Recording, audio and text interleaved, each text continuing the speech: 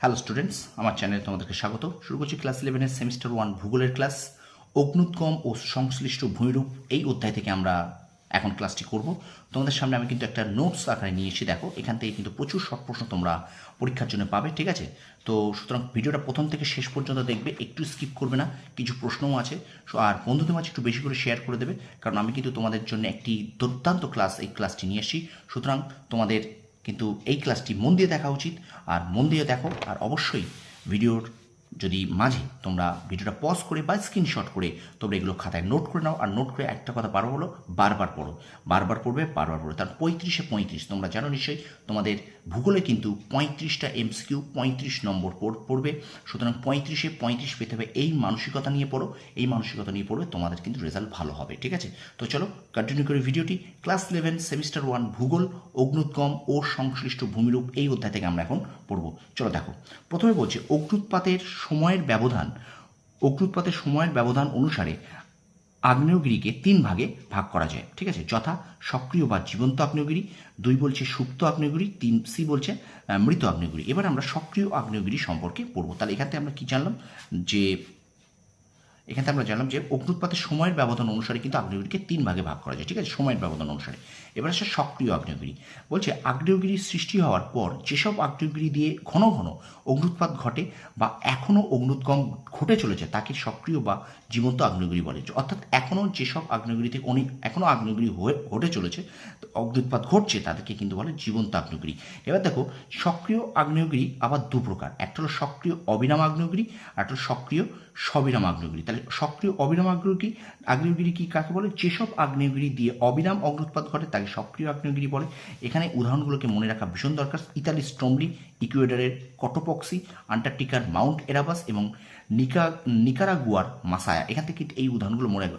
প্রশ্ন দিল যে আন্টার্কটিকার মাউন্ট এরাবাস এটি কী ধরনের আগ্নেয়গিরি, ঠিক আছে?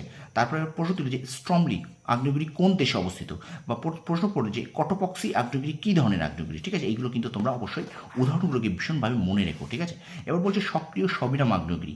যেসব আগ্নেয়গিরি দিয়ে কিছুদিন পরপর অগ্নুৎপাত ঘটে তাকে সক্রিয় সবিরাম আগ্নেয়গিরি বলে। যেমন হলো উদাহরণ দেখো, সিসিলির মাউন্ট এটনা, জাপানের হনসু দ্বীপের মাউন্ট আসামা এবং হাওয়াই দ্বীপপুঞ্জের যে হুয়া লালাই, ঠিক আছে? সুতরাং এগুলো কিন্তু বিভিন্নভাবে আছে। প্রশ্ন পড়ে সিসিলির মাউন্ট এটনা কী ধরনের আগ্নেয়গিরি, বা এখানে প্রশ্ন করতে পারে যে হুয়া লালাই কোথায় আগ্নেয়গিরি কোথায় দেখা যায়? হাওয়াই দ্বীপপুঞ্জ, ঠিক আছে? এইভাবে কিন্তু তোমরা অবশ্যই খাতায় নোট করে নাও, ঠিক আছে? বারবার এইভাবে প্রশ্নগুলোকে পড়বে, ঠিক আছে? তারপর দেখো সুপ্ত আগ্নেয়গিরি। যেসব আগ্নেয়গিরি থেকে অতীতে অগ্নুৎপাত ঘটলেও বর্তমানে বন্ধ আছে কিন্তু ভবিষ্যতে আবার বিস্ফোরণ সহ অগ্নুৎপাত ঘটতে পারে তাদের সুপ্ত আগ্নেয়গিরি বলে। সুপ্ত আগ্নেয়গিরিকে ঘুমন্ত আগ্নেয়গিরি বলা হয়। এটা তোমরা একটু নোট করে রেখো, সুপ্ত আগ্নেয়গিরিকে কিন্তু ঘুমন্ত আগ্নেয়গিরি বলা হয়। স্টুডেন্টস, ভিডিওটা কেমন লাগছে কমেন্ট বক্সে কমেন্ট করে জানাও। অবশ্যই ভিডিওটা লাইক করো, আর তোমরা অবশ্যই একটু কমেন্ট করে জানাও। তোমাদের কমেন্ট পেলে আমার খুব ভালো লাগবে, ঠিক আছে? তোমাদের ক্লাসটা কেমন লাগছে, বা তোমরা আরও কী ধরনের ক্লাস, কেমন ধরনের ক্লাস চাইছো সেটা আমাকে অবশ্যই একটু জানাও, ঠিক আছে?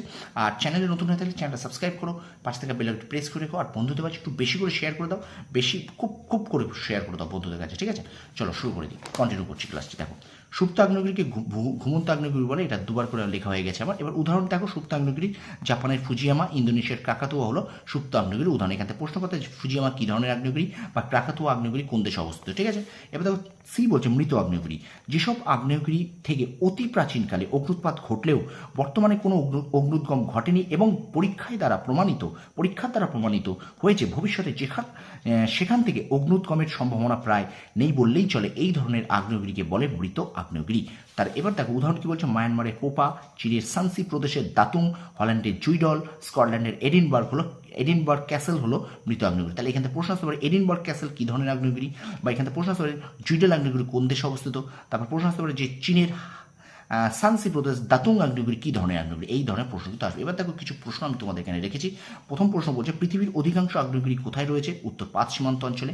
2 নম্বর প্রশ্ন, আগ্নেয়গিরির মুখে জমে থাকা জলকে কী বলে? উত্তর হবে মেটিওরিক জল, উত্তর মেটিওরিক জল। 3 নম্বর দেখো পৃথিবীতে কোথায় সবচেয়ে বেশি আগ্নেয়গিরি দেখা যায়? উত্তর হবে অভিসারী পাত সীমানায়। তারপর দেখো কাকে ভূমধ্যসাগরীয় বা ভূমধ্যসাগরের আলোক স্তম্ভ বলা হয়? উত্তর হবে স্ট্রমলি আগ্নেয়গিরি। তারপর দেখো 5 নম্বর বলছে কোন মহাসাগরের উভয় দিকে আগ্নেয়গিরির সংখ্যা সবচেয়ে বেশি? উত্তর হবে প্রশান্ত প্রশান্ত মহাসাগর, এবং 6 নম্বর দেখো ব্যারেন আগ্নেয়গিরি কোথায় দেখা যায়, উত্তর হবে আন্দামান। তো স্টুডেন্টস এইগুলোকে খাতায় অবশ্যই নোট করে নাও, আমি বারবার বলছি খাতায় নোট করে নিন, তোমরা আস্তে আস্তে পড়তে থাকো, দেখবে তোমরা যত বেশি রিভিশন দেবে তত বেশি কিন্তু তোমাদের রপ্ত থাকবে। শর্ট প্রশ্ন মনে রাখো, 35টা এমসিকিউ কিন্তু মুখের কথা না, 35-এ 35 পেতে গেলে কিন্তু প্রচণ্ড পরিশ্রম করতে হবে। আর একটা কথা বারবার বলবো, কোনো সাজেশানে যাবে না এই অধ্যায় থেকে, দেখা যাচ্ছে অনেকে বলবো অগ্নুৎপাত থেকে 20টি 25টি বা 30টি বা 50টি টপ ক্লাসের এমসিকিউ তোমাদের সামনে তুলে ধরলাম। দেখো এই ফাঁদে পা দিও না, আমি একটা কথা বারবার বলছি, তোমাদের ভালোর জন্য বলছি, তোমাদের প্রত্যেকের ভালো চাই, এই ফাঁদে পা দিও না। এই ফাঁদে পা দিলে কিন্তু তোমরা কিন্তু পরীক্ষায় কিন্তু সত্যি সত্যি কিন্তু পরীক্ষায় বিপদের মুখে পড়বে, ঠিক আছে? সুতরাং শর্ট প্রশ্ন কোনো সাজেশন হয় না, শর্ট প্রশ্ন প্রচুর শর্ট প্রশ্ন করে যেতে হয়। টেক্সট বই যদি কিনে থাকো টেক্সট বই থেকে খুঁটিয়ে পড়ো, ঠিক আছে? আর অবশ্যই আমার চ্যানেলটাকে ফলো করো, আমার চ্যানেলটা অবশ্যই দেখতে থাকো, ঠিক আছে? দেখবে তুমি পরীক্ষার জন্য ভীষণভাবে উপকৃত হবে। ভিডিওটা কেমন লাগছে অবশ্যই কমেন্ট করো, প্লিজ কমেন্ট করো, আর অবশ্যই লাইক দিও, আর একটু প্লিজ দয়া করে বেশি করে তোমরা একটু শেয়ার করে দাও।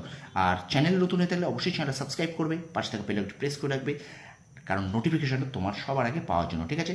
ক্লাস 11-এর ফার্স্ট সেমিস্টারের ইতিহাস, ভূগোল, রাষ্ট্রবিজ্ঞান ক্লাস কিন্তু আমি কন্টিনিউ করাচ্ছি, সুতরাং অবশ্যই আমার চ্যানেলটা সাবস্ক্রাইব করে রাখতে ভুলো না। তোমরা সফল হও, তোমাদের সাফল্য কামনা করি, ধন্যবাদ।